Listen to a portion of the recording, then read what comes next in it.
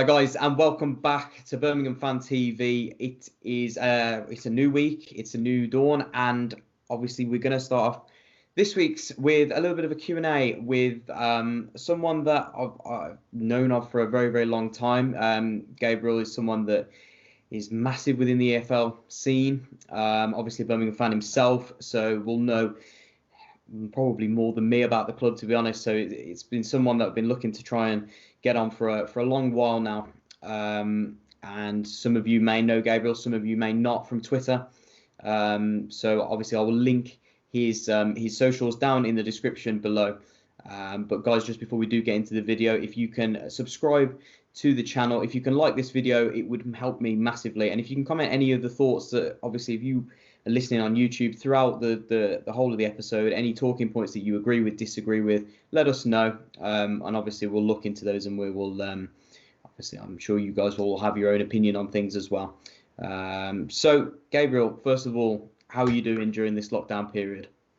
Yeah, I mean, it's obviously a bit different, isn't it, not having football? I mean, I think even like when you'd had the summer previously, that was a bit tough when there were no club games on. But even then, like, you had lots of transfer stories and lots of debate from that point of view. Whereas at the moment, for the first time in 100 years or so, it's like everything's kind of on hold, probably since the war, where everything's completely on hold, and that there's sort of nothing from a football point of view. You get the odd bits and pieces here and now. Some clubs have, now it's their retain list, but generally it's been very quiet, and much of it's been about, is the season going to be decided on points per game? Is it going to be null and void weighted? All these sorts of things.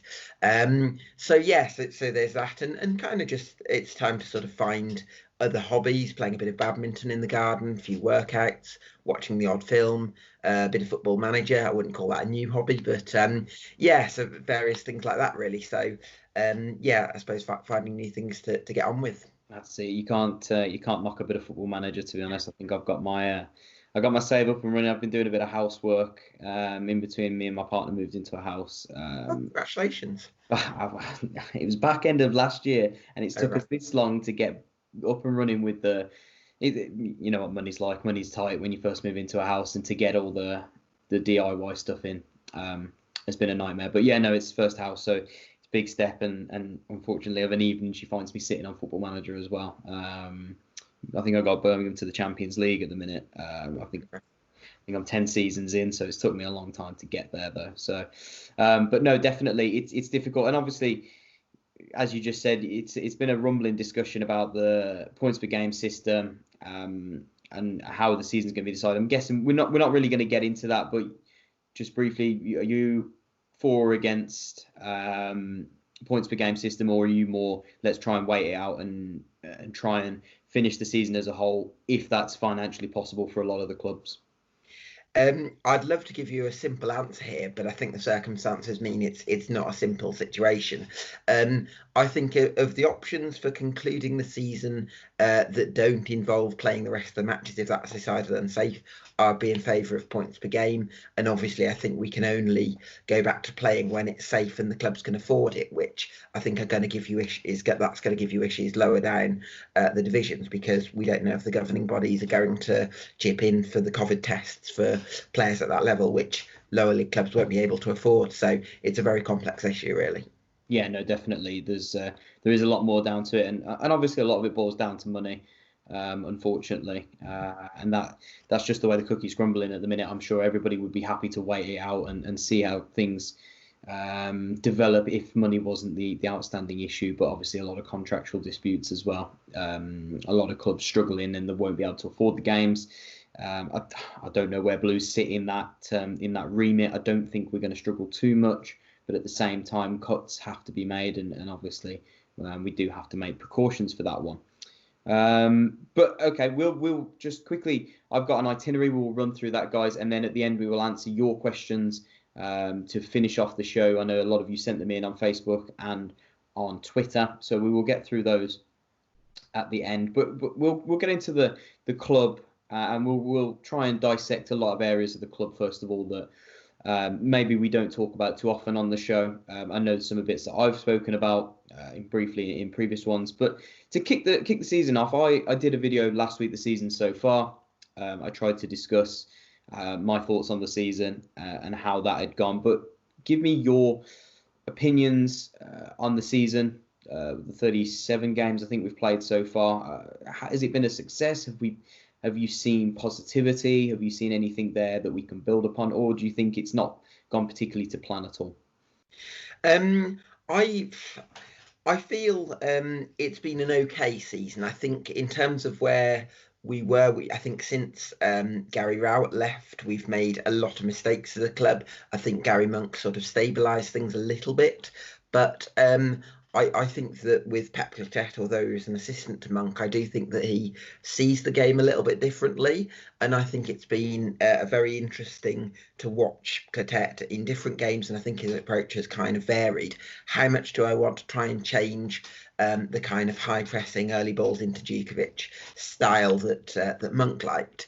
Because you've got to be realistic about what the squad can do, but you've also got to try and build towards a team that represents his ideas and him as a person. And I think we've seen subtle changes.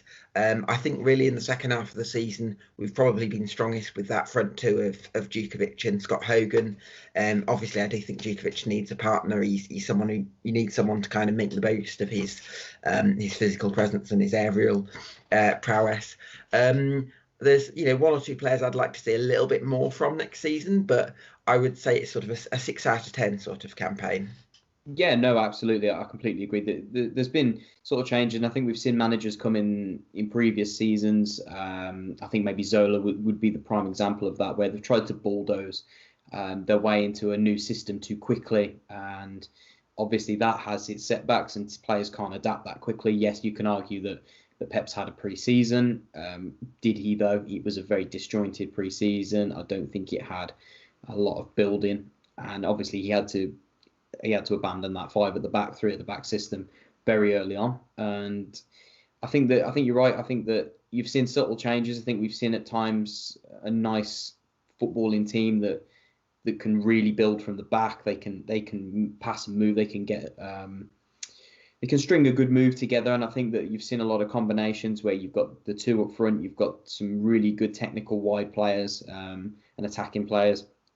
But obviously, I think as we discussed off camera, that there's been, I don't think he's necessarily been given the tools to build what he would describe as his own team. Would you say that's a fair assessment? Well, I think in terms of the money, I would say there's been a reasonable amount of investment. I think you're looking at someone like Ivan Sunjic. He had that fantastic performance, didn't he, against Middlesbrough in early October, I think it was. And he looked like, almost the heir to Modric sort of thing, with the way he can kind of play himself out of tight situations and things like that. And I suppose maybe that performance, from my point of view, kind of set very high standards. I still think he's had a good season next to Gardner, who's probably been good second half of the season as well. A bit surprised about that, but so there's some positivity there. I would like to see a bit more from Sunjic next season. In terms of the tools to do the job, I would say that the investment has been there, but I don't necessarily know if the structure is there as it perhaps could be at the club. You look at some clubs that have a very sort of advanced method of recruitment, and I'm yet to be convinced by the ownership of the club, not necessarily in terms of investment, but in terms of the structural organisation, I guess. Yeah, no, absolutely. I think the recruitment, on my perspective, is very hit and miss. I think we really do pull some blinders out. I think if we're talking recruitment, they've pulled a blinder with Bella, especially. To get him out of his contract there. Obviously there was a fee paid, obviously, to get him out of that, and then outside of that, he's been a very cheap recruitment. I think Sunjic, for the money you pay, you're not really going to lose out on him, and Dan Crowley obviously are the standout sort of 3. You've then got a few where you look like maybe it's been a bit gung-ho, a little bit rushed with. I think Jimenez was a little bit of a panic buy. I think that. Would you agree? They've kind of looked at him and gone, well, he's the top scorer in the second division. We'll take a punt on him. He's a low risk, low amount of money, but he hasn't really paid off. And then you get Villalba as well, maybe a little bit of an unknown quantity. And this is what I mean. I think that at times the recruitment is very good, and at times it's very, very unthought of. Would you say that's probably the best way to sum it up? Yeah, possibly. I think the thing with Jimenez is he's a bit lightweight for my liking, and I think if you've got Djukovic up top, the other player next to him has to have that willingness to run in behind. Now, I don't think Scott Hogan at his age necessarily has searing pace that he used to at his younger years when he's at like Rochdale and possibly Brentford. But I do think that he has that willingness to press defences and run in behind, which I don't think Jimenez necessarily had. And I think if you've not got either of the pace, willingness to run in behind, or strength, then you've got to be brilliant technically. And I don't really think Jimenez was. I think with Villalba, maybe a little bit one-dimensional in terms of he always wanted to kind of do that run inside from the left and try and curl shots with his right foot, and that can work to a certain extent. But I think after a while you need to have a slightly more varied, offer something a bit different, and I don't think he could come up with anything different, Villalba. So yeah, I would say those two players didn't quite hit the spot, and yeah, probably the recruitment strategy needs a bit of work from our point of view. Yeah, definitely. I think that the building blocks are there, and they've shown that they can do it. But we need that level of consistency, and I think it's consistency throughout the whole club. I think that it's not just the recruitment strategy; it's maybe the way that the club is run on a day-to-day basis, the management style. We need this level of, I've said that I don't think it would be any good getting rid of the manager. There's talk of across a lot of the Twitter network that Pep will be gone, and obviously the clear out will finish up with him going as well. I don't believe that for 1 second. I think that the board are very much behind the manager from what I'd heard, and they do believe in him. And I think that it would be the worst thing we could do would be to get rid of him, because I think we've seen over the last few years since Rowett that this chopping and changing every 9 to 12 months of a manager brings no consistency, it brings no success. And okay, if we give Pep another season or another 6 months into the next season and it hasn't worked out, then you know that maybe it's not going to work out. But I think give him another summer of recruitment to implement his philosophy, and I think that we might be able to see the fruits of his labour potentially. Yeah, definitely. I think the one thing I would say about Clotet is that he's got potentially one of the best tactical minds in the EFL. I think this is someone who's credited throughout his coaching career as someone who's very meticulous and studious of the game and always coming up with new ideas. I think really the one area that I'd question him on, and I think this was an issue in his time at Oxford a few seasons ago, does he have the charisma to really lead a club? And you look at the successful managers we've had with over the previous decade, you would say Chris Hughton, Gary Rowett and Gary Monk. And I think what all those managers had in common was that they were very clear communicators. And I think when they spoke, fans sort of wanted to listen to them. And I think with Clotet, he could acquire those qualities, but I think that yeah, I wouldn't call him as clear a communicator as some of the managers I've mentioned previously, and I suppose that's possibly an aspect of his leadership that I maybe wouldn't be quite so sure about. But I really have a lot of faith in him as a coach and as a tactician. That's it. Yeah, I think the biggest question was when there is a big difference, a golfing difference between a coach and a manager. You need those communication skills to really take yourself to the next level. He's got that half. We need to see that other half, and I think he can. I think the more that the more time he spends in the role, I think the more time he's learning, because you've got to remember this is only his second full-time position within the EFL anyway. Certainly, he spent 7 months at Oxford prior to this, but he's always been a right-hand man. I think that he needs that time to adapt, to learn himself what a head coach or a manager needs to be. And I think he's learning that. I think I've seen at times more of a ruthless streak, especially in the second half of the season, where he's come out firing at times. I think the way he's handled himself has been a little bit better, especially with the whole Monk situation as well. I know that really must have been a testing time for him, but I think he dealt with it well. And I think that, given another 12, 18 months, I think he could develop into like you say, he's already one of the top, minds in the EFL, but he could develop himself into one of the top coaches. I think he almost strikes me as, I know they're two contrasting sort of people, but the manager at Brentford currently, Thomas Frank, yeah. That's it, yeah. I think he's always been someone that's floated around the academies. I know that he was promoted from within Brentford, and he's never really spent a long time. He was never really recognised as a head coach as such. I think he'd spent time in Denmark, was it, if I'm not mistaken, but never really within the EFL. And he struggled at the start, Thomas Frank, at Brentford, and then he's kind of gone on to develop his own philosophy. He's got his own style implemented, and they've really gone on to shine this season. So I'm hoping that maybe Quartet could have that similar effect next season. Obviously, maybe not to the extent of Brentford, because they have really blossomed this season, but certainly if we could push on to the top half, top 10 next season, that would be a big achievement. But in terms of, I've talked about the tools that he's had this season.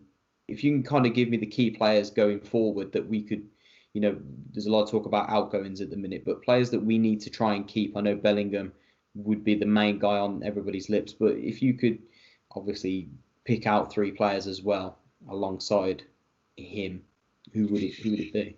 I think Maxime Collan, I'm a massive fan of. I think I would put him sort of behind like Matty Cash, and I don't think he's that far off Luke Ayling at Leeds. I think if Maxime Collan was playing for Leeds, I don't think he would look out of place at all. I think he's very intelligent, and I think he's going to be really important to what Pep Clotet's trying to do. Pedersen, of course, got a lot of praise for his performances this season. Really encouraging from that point of view. And I suppose for another one, I just feel like there is another level in Ivan Sunjic. I really feel like I know he's very tenacious and he sort of recycles the ball quite well, but I just feel like he can go up another level in terms of that range of passing, and I do think he has that in him. So those will be the 3 players, and of course, getting back Hogan from Villa would be great as well. Yeah, no, absolutely. I think Collan certainly has shown in his time that he is Mr. Consistent, and I think that his level of quality that he brings to the fullback position is going to be hard to replace. If we were to get rid of him, I think Pedersen's someone I'd love to keep. But I think that the interest from a lot of Premier League clubs potentially in the summer. I know Watford were heavily linked with him. I think they did have a bid knocked back in January. I think it's a question of can the club keep him. If the right bid comes in, I think they'd struggle if they were talking over 7 or 8 million. They would struggle to knock that back. Yeah, and the other thing is as well, there's a lad called Steve Seddon who's had a brilliant loan spell. Last season he was at AFC Wimbledon, did very well there, and he's performed very well at Portsmouth since going out on loan there. So I suppose if we did go, then if we were able to keep hold of Seddon, I'm not sure. I think he wants first team football next season, but I would hope that we might have Seddon to come in and sort of fill that void, because I do rate him very highly. Yeah, certainly someone with a lot of technical ability to offer. I think you might be the man to tell me that. I think 1 goal and how many assists at Portsmouth? 1 goal and is it 5 assists potentially from left back? He's played very well there. Yeah, no, he has, and considering he's only been there since January, the club rate him very highly. It's whether that he will get that first team football. I'm sure he'd love to. He would be in their plans at some point. I think it all depends how the last 9 games go and whether Pedersen does go. And like we said, we've touched on Sunjic, and I completely agree. I think all I'd like to see from him is maybe somebody that can control the game a little bit more.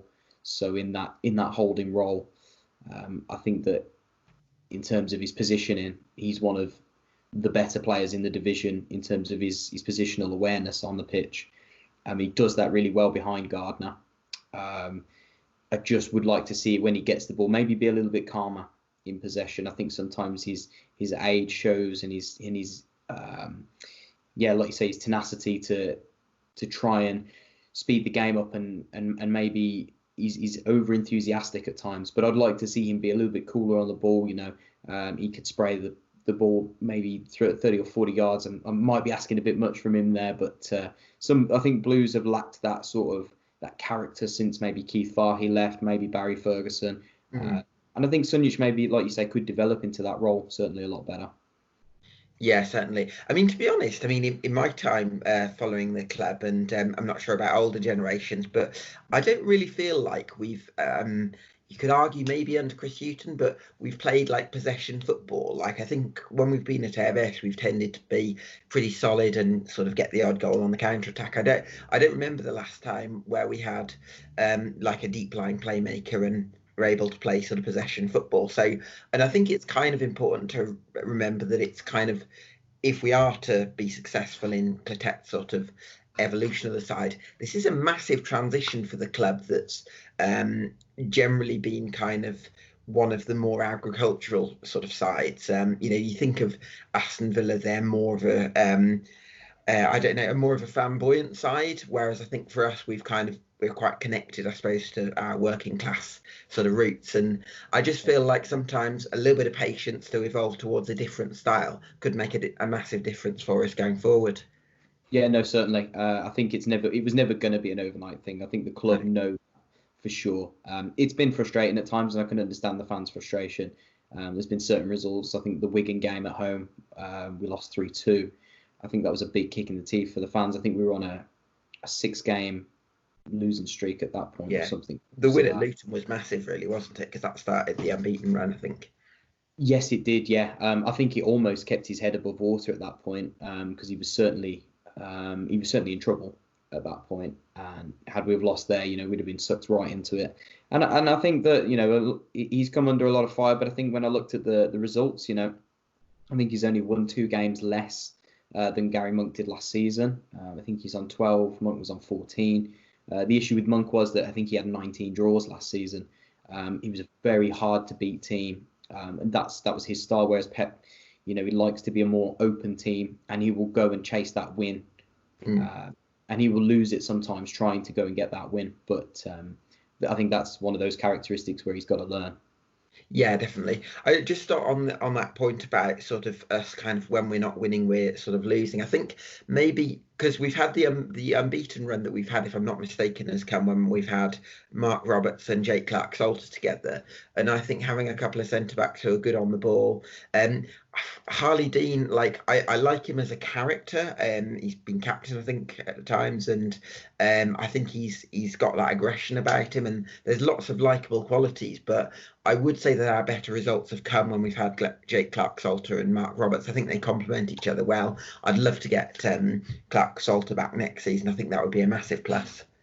Yeah, no, I think that, as you say, and I think Pep's a big admirer as well of Clark-Salter. I think he's made no effort to hide the fact that he'd like Clark-Salter back as well. But he knows that it would be a big ask to try and financially prize him away from Chelsea, who I think still would like to try and potentially integrate him. But I think you're talking maybe close to 10 million to try and prize him away. So I think they would struggle. But certainly I think Mark Roberts going forward for me has always been one of the key players. I think that he takes a lot of stick at times from the fan base, I think personally. From what I see, and I think his stats don't lie. I think he's actually a very, very good passer of the ball. I think his aerial stats are one of the best in the Championship in terms of a centre half. I think that he's very mobile. He's surprisingly mobile for a centre back. I think that he's still got a lot to learn. I think he's approaching his prime now, and I think that next season he could be crucial alongside another really good ball playing centre half. Yeah, definitely. He's also got that long throw in his locker as well, which with a target man like Djukovic up there, I think could be really useful for us next season as well. Yeah, no, definitely. I know it's something that we've utilised a lot this season at times. Maybe needs to tweak it a little bit because I think he hits the goalkeeper a little bit too much from what I've seen. But it is a useful weapon, even if it's just to put the ball back into the box and cause a lot of chaos in the box. I think it seems to do that quite a bit. But I wanted to touch on a man that I'm a big fan of, and I don't know what your opinion is on him. But Dan Crowley is someone I wanted to touch quickly. Yeah. I think he started the season really well, and I remember there are a few games like Bristol City at home where he had that combination down the right side with Maxime Collin, and you thought this is a really exciting player here. I think, if I'm not mistaken, he spent a bit of time out injured, and maybe since he's come back, struggled to fit into it as much. I think some question marks perhaps about where he's been played, because obviously you've now got Jeremy Bayer, who's been very strong in the second half of the season on the right. So I think, where do you put Crowley? I'm not sure he's as effective on the left. So I think there's probably a tactical issue for him there. But I don't think there's any questioning his talent. He was part of the Arsenal youth team, I think, at one point. So he's certainly got some technical potential there and some creative potential, but I think he's going to have to work very hard to establish himself as part of the team again, really, because I think the squad has maybe moved away from him a little bit, and he's got to work to get that back. Well, that's certainly, the issue that I had in mind was, it's no doubt about his abilities. It's more the tactical nous of where he's going to fit in. Obviously, a lot of fans can clearly see that he belongs in that sort of that number 10 role, that pivot in behind the striker. I think it's maybe where he's most comfortable anyway, certainly. But he's been played off the right a lot this season, where he'll drift inside and maybe play as an inside 10 off the right hand side with Colin drifting in, or certainly going on the outside. But with Bella coming in, who obviously has had, like you say, a strong second half of the season. He really won't fit in, I don't think, too well on the left-hand side. I don't think he's necessarily very comfortable on his left. We talk about Pep as well. Would Pep maybe be looking to change the system going next season to try and accommodate maybe a 10 as well? But then how would he go about finding that partner for Jukovic with a 10 as well? Yeah, this was the point I was going to raise, because I wouldn't be in favour of Jukovic up top on his own and then Crowley behind him, because I think you need someone alongside Jukovic who can kind of sniff out goals and with that willingness to run in behind. The only way you could really think of doing it would be if you were to convert Jeremy Bayer into a wing back and then either play Pedersen as a left wing back, or maybe Steve Seddon, who I think he played left wing back for FC Wimbledon. So that would be a potential option, and then you could maybe get Crowley in the 10 role, but that would be risky because there'd be no guarantees that Bayer would adjust to playing as a right wing back when he's done very well as a winger. But that would be the option of getting two strikers and Crowley into the side. Yeah, no, definitely. I think he's got a lot of good technical players there at his disposal after the summer, or certainly when the season does restart. And obviously, I'm sure that's something that he's going to figure out. But the club is currently having quite a big clear out, I suppose, is to put it. I think Friday, the club announced that Jonathan Grounds, with no surprise, and Jack Magoma would be leaving as well. And I think today they've announced that obviously Stockdale, Keita, and Montero would be leaving as well at the end of their contracts. Anyone there that really surprises you?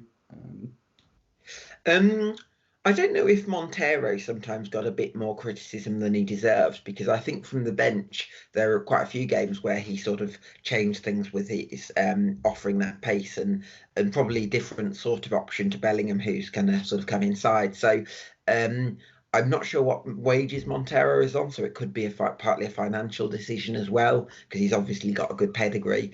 But other than that, I mean, I would probably agree with Makoma and Grounds. I think they've definitely served a purpose for the club. Grounds, I think, for a couple of years in his time, was probably one of the more underrated players for us, because I think he did quite a solid job and gave us that balance when, like, you had Cadiz sort of charging forward. Makoma as well. I think he certainly served a purpose under Gary Rowett, and he was Player of the Year, wasn't he, in 17-18? Probably our most consistent player that year.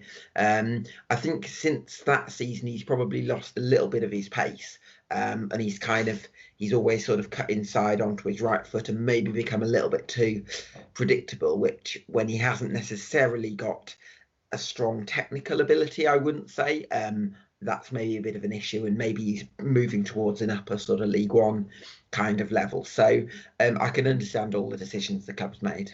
Yeah, no, definitely. I think the biggest issue with Magoma, I think, has been injuries as well. I think this season you've seen that, for someone that's, I don't think he's on a monumental wage, but I think he's on, a fair wage for the club. It wouldn't make any financial decision. It wouldn't make financial sense, to keep him on the books for another season. I think that the only way I would have seen him staying for another season would have been as a backup, maybe if he was willing to come off the bench. But I think they can see maybe that they could go and get someone a lot younger that is willing to rotate with maybe Bella, or if they get Bellingham back off the left-hand side, rotate with them. But I don't think it made much sense financially. I think Grounds, like I say, has been on his way out for a while, which is a shame, really, because, like I say, he was Mr. Consistent under Rowett. I think was very, very underrated for his abilities, especially defensively, was outstanding. And I think Keita as well. I think a lot of fans are huffing and puffing about that one, but I think it's purely down to an attitude problem. I think that there's a reason why he's been left out so many times with clear talent. You know, there's always another underlying issue there. Yeah. I think as well, he's kind of feeding off that one performance against Fulham in the 16-17 season where he was absolutely brilliant, and I'm not sure he's done an awful lot apart from that one game, really. Yeah, no, definitely. I think that he's a bag of tricks, maybe, but certainly you need a little bit more in your locker than that to make it at this level. And, you know, I'm sure he may go on to do well elsewhere. I'm sure he will probably go back abroad, probably back to Italy. I think is where he's been most comfortable. And Stockdale as well. I think that the club, you know, I think he's been a fairly amicable pro, I think, while he's been out on the sidelines with whatever issues. But obviously it's no hidden secret that his wages were causing the club a huge financial headache. So I'm sure the club will be delighted to get a lot of those off the books, simply because of what they can then utilise that on going forward. Yeah, definitely. I mean, I don't hold it against Stockdale what he's earned. It's the club's decision to offer him that contract, and I think really that's where you've got to lay the question mark at. But I think really with Stockdale, I think he was a good Championship keeper 3, 4, 5 years ago, but I feel like he served his purpose at this level, and he spent a bit of time at Wickham and a couple of other lower league clubs, and I could imagine him playing in League One potentially next season. Yeah, no, certainly. I think that he's not shown himself to be too bad of a keeper. I just think that he would struggle to get anybody at this level now that will take a punt on him.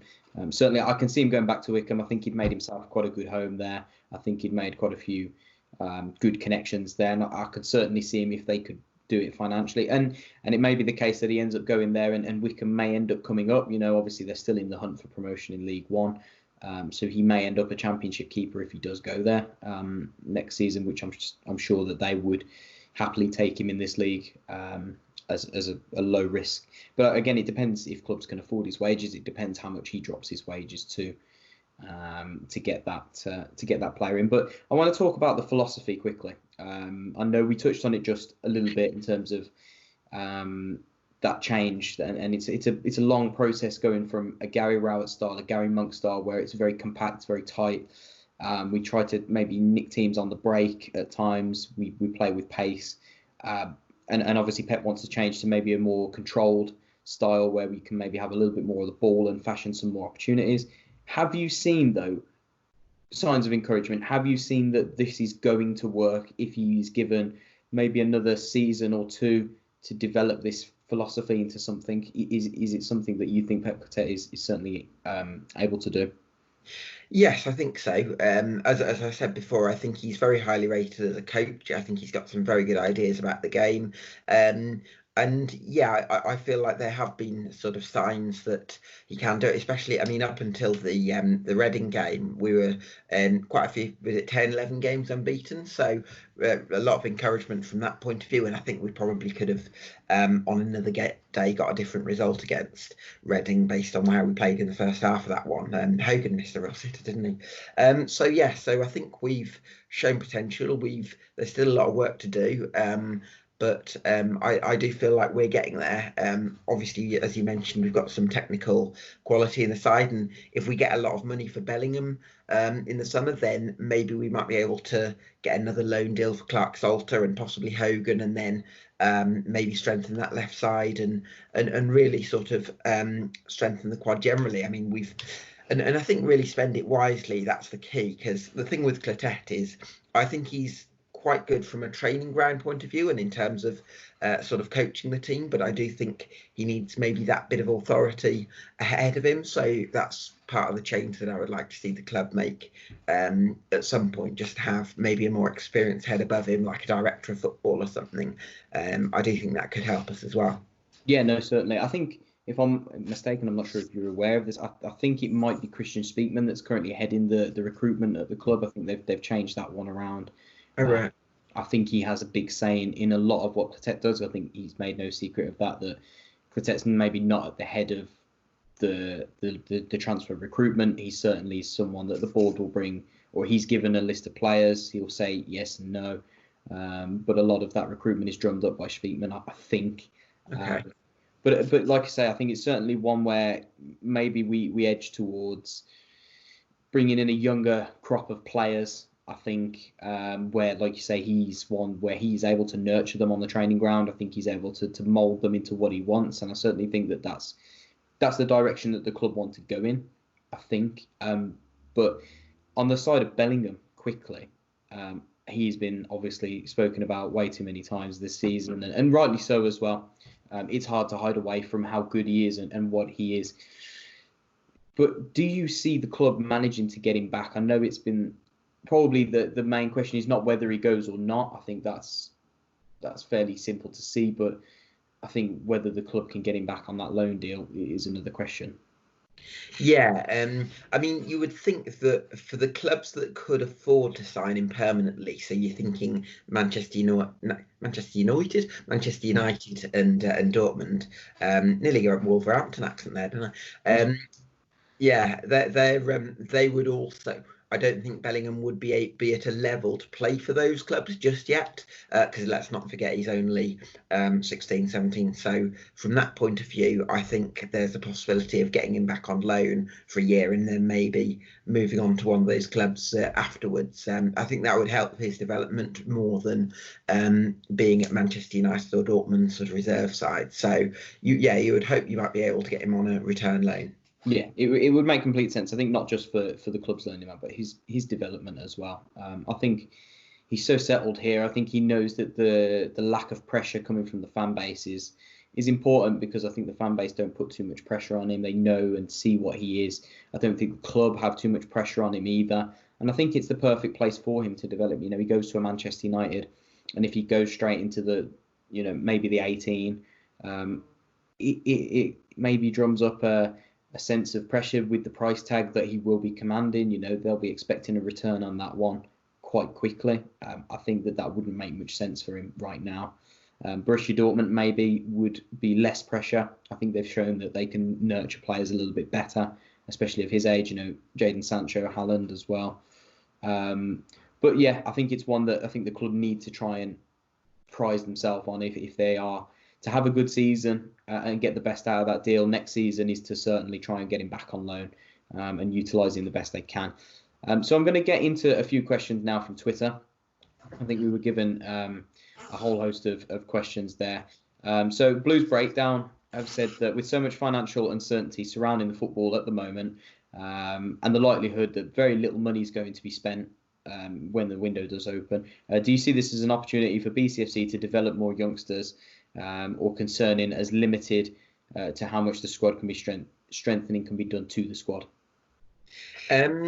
Yeah, I mean, I think at the moment there's certainly going to be a low risk climate, because lots of clubs don't know exactly what's going to happen with regards to the current pandemic, and whether that's going to return, whether there's going to be another sort of postponement of matches in future. We hope that doesn't happen. And I do think that dictates the transfer market when it reopens, because clubs aren't necessarily going to go out and buy experienced players on big wages on 2-3 year contracts, because there's concerns about what happens if we don't get that return on that investment. So I do think the club could start to look to use the academy. I think having Christian Speakman as well in a more influential role, I imagine he might have had a hand in the signing of Dan Crowley, because he would have been very highly thought of in the youth circuit at the time, so that must be how he was aware of that. So yeah, looking towards younger players, I can imagine, and hopefully developing players like Bellingham and I suppose Wes Harding and Steve Seddon from the Youth Academy. We've got O'Keefe there as well, Jack Concannon, I think. He looks pretty good in terms of his stats on FM. So, yeah, hopefully a bit of development from the academy point of view would help us from a lot going long term. Yeah, no, certainly. I think I think it's the way the club have already showed that that's their intention. You know, we look at Odin Bailey as well, somebody I think that the club rate very, very highly in terms of his development. Yeah, like you say, Jack Concannon, Boyd Muntz as well, who both made their appearances at Coventry. Certainly, I think that with the pandemic offering up very unique issues, as to speak, and financially, clubs, especially at this level and lower, are going to struggle when markets reopen to negotiate that one as such. I think it's going to throw up an opportunity, especially for academies, to really flourish in this one, and clubs are really going to have to go down that route, I think, because I think we'll see the landscape of the game change massively. Because of this, you simply can't go back to the way we were beforehand. Yeah, absolutely. And also the other thing is flights might not necessarily be as common. So is there going to be, certainly in the next couple of years, a bit of reluctance for us to have lots of different flights? And there might be players from abroad who have families in a certain area. So is there going to be more of a reluctance to travel across different countries for abroad? And that's a possibility that might cause clubs like Blues ourselves to look towards the academy and rather than go for players that would involve a lot of travelling. That's one possibility as well. Yeah, no, certainly. It will be interesting to see. I don't think anybody knows really when the window will actually reopen. I don't suppose you have any sort of inkling into that, because I know that it all depends on when they manage to finish the season, and then there's the issue of how clubs do navigate the window. But what would be your take on that? Yeah, and I think I think we need to have some clarity about what's going to happen with the league season, and obviously we can't have that until there's clarity over what the health of the coronavirus is. What we need to make sure that football's safe, and I think that's got to be the priority. But what I'd also say is there's lots of players, particularly in the lower leagues, who are actually suffering quite a lot as a result of clubs. I think there's going to be a lot of players out of contract because clubs are going to want smaller squads. And I do think that this could lead to mental health issues within the game, which is quite serious. So as well as there's a physical physical health issue with the pandemic, I also think there's a mental health issue that we've got to consider as well that comes into the equation. And really the governing bodies have just got to balance all those things and come up with a conclusion as to when the football can start, and then of course when the transfer window can open. And I'm afraid there's not a simple answer to that. No, there isn't. I think the only positive sign really is that testing numbers were done. I think it was very low numbers came back. I think it was 2 in the Championship. Was it 6 in the Premier League, if I'm not mistaken? So very low numbers. I think it was lower than the Bundesliga numbers when they had their tests. And I think the clubs can only take positivity from the way that the Bundesliga has managed to operate so far. Managed to go about it in a relatively constructive way, I guess. And 2 match weeks down now. With no issues. I know that they're being tested twice a week, is the talk from Germany, I believe, and I think the Championship and Premier League will be following suit. So I think that that's the only positive we can take. I mean, obviously then there's the financial issues with matches that are being played behind closed doors. That's an issue in itself. But to get the league back and finish it will offer up a lot of relief for the league and clubs as well. But we'll see about that one going forward. Matty Blue says that think we will alter our playing style back to the way it was earlier in the season, which is for the season coming next. The free-flowing football could work, but we need to sign the right players for it. Might even depend on Bellingham's potential sale. So how do you see that style developing? Do you think we will go back to how we were maybe earlier in the season?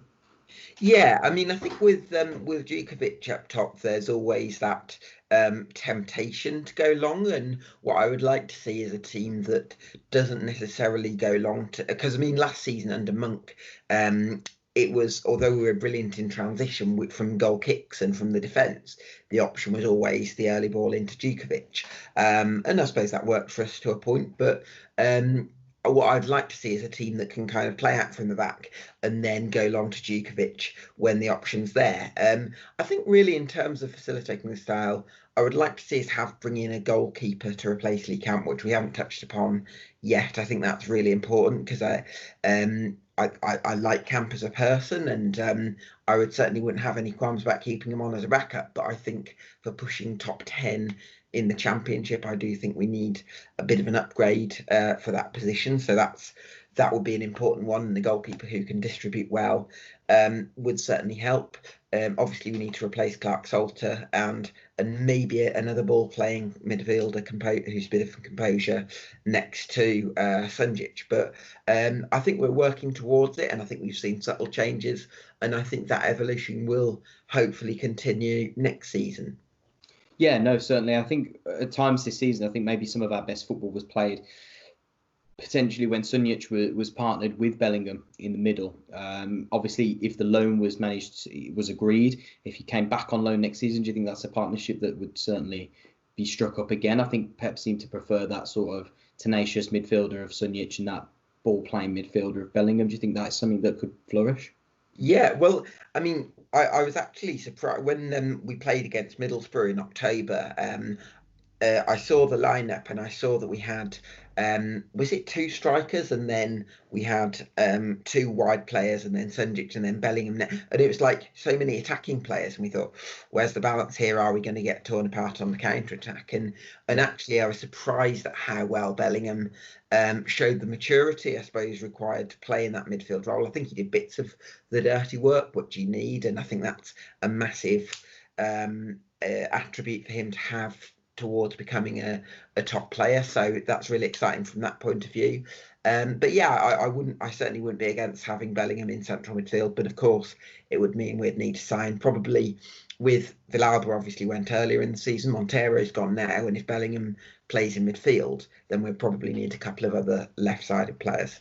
Yeah, no, certainly. I think that's something that hasn't really been touched upon either, is the left-hand side has been incredibly maybe neglected by Blues, especially over this season, maybe over the last couple of years. I think we've relied so heavily on Magoma being that left-sided player that certainly comes in on his right foot. We've not really had much natural width on the left-hand side or a natural left footer, as to speak. And I think clubs know that we've very much been a one-dimensional team where that right-hand side for the opposition, for our left-hand side, has been maybe a weak point for us. Obviously, Pedersen being so good defensively, but maybe not as good going forward.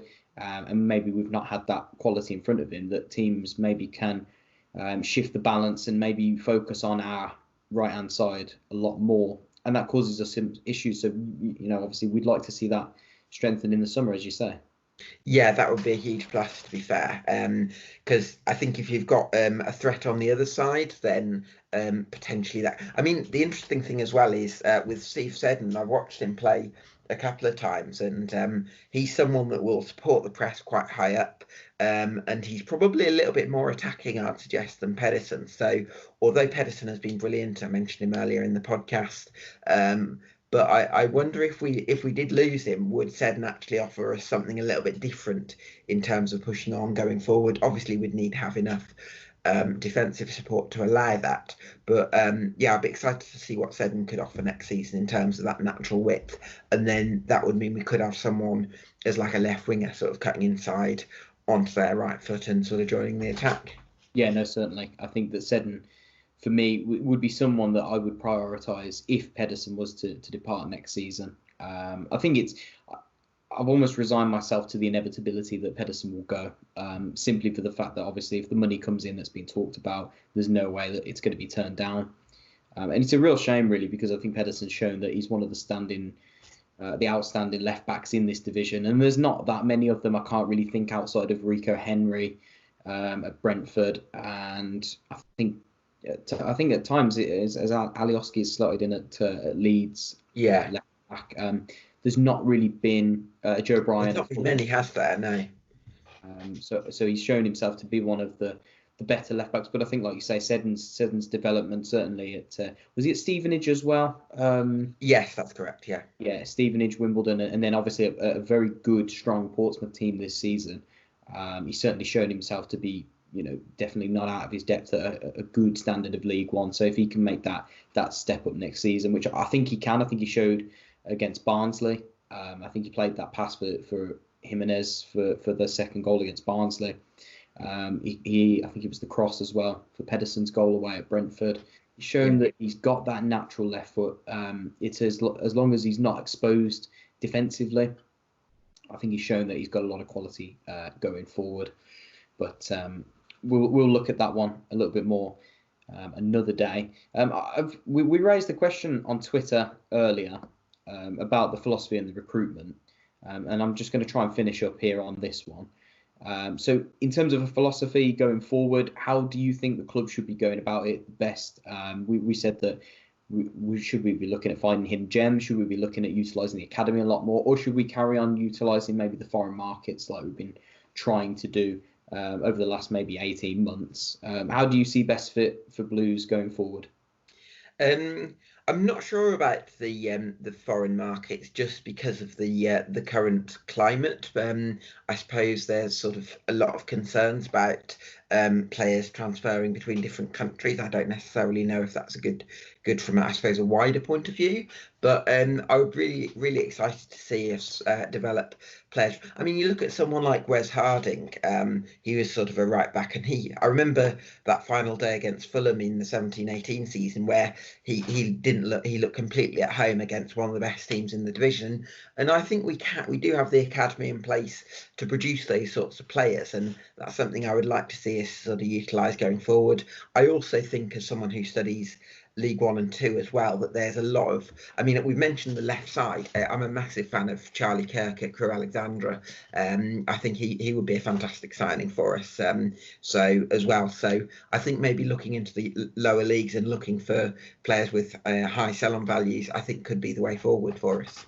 Yeah, no, certainly. I think that it's something that's very much overlooked at times. This over the last couple of years, I think that the lower league markets are certainly one where you can pick up a lot of gems. And I think Brentford are maybe one of the biggest examples of that, where Ollie Watkins they picked up from Exeter.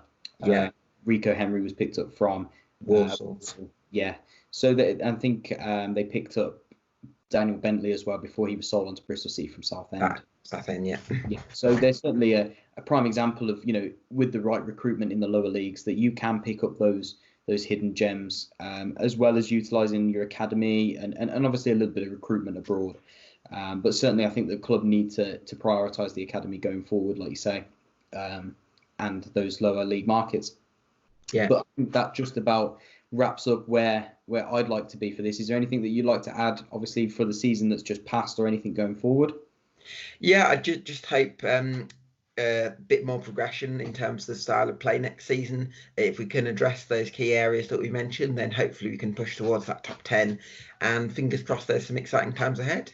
Yeah, no, certainly. I think the fans have been maybe too much accustomed in recent years to very poor or mediocre football, very poor finishes as well, struggling down the lower ends. And I think that if we can maybe manage that top 12 finish, it'll be our best finish since Gary Rowett left. And I think that that's what a lot of fans are overlooking, that, if we manage to pick up a couple of good results from the following 9 games that do remain, we can actually still finish, 14th, 13th, and it would still be our best season since Rowett. So I think, like I say, I think time is needed to be given to Pep going forward. But like you say, I think progression is needed, and I think the next 12 months will be crucial for the club. Yeah, absolutely.